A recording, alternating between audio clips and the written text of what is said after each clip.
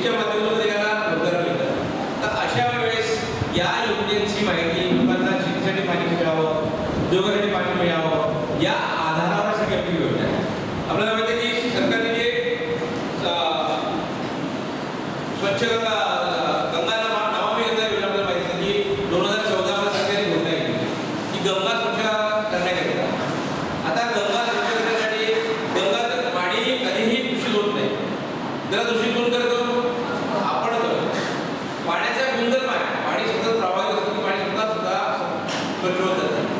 पण आपल्याला असं की आपण साऱ्या गावाचा केंद्र सुद्धा पाणी टाकतो आणि पाणी दूषित करतो. याच्या पूर्वी लोक आजच्या 20 वर्षा पहिले लोक पाणी नदीचं पाणी प्यायचं, कारण तोपर्यंत पाण्याचा कचरा केला होता. आज जास्तीत जास्त रासायनिक डिटर्जंट, साबण वगैरेचा वापर जास्त झाला, त्यामुळे सगळं पाणी पडलंय नदीमध्ये, दूषित झालंय. आपल्याला माहिती नागपूरमध्ये नदी आहे, कोणती नदी आहे?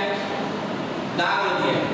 त्या नदीचं नाव जरी नाग असलं तर ती नदी नाला झाली, कारण वारंवार लोकांचा दूषित पाणी कचरा आहे टाकल्यामुळे काय होते, ती नदी खराब होते. पण सरकारने एक योजना केली की नागरिक स्वच्छता अभियान सुरू केलं. हजारो कोटी रुपयाचा खर्च यासाठी केला की तिथं पुनर्जीवन व्हावं. आपल्याला माहिती आहे काही काही नद्या ज्या हे झाल्या लुप्त झाल्या त्यांना पुनर्जीवित केल्या, म्हणजे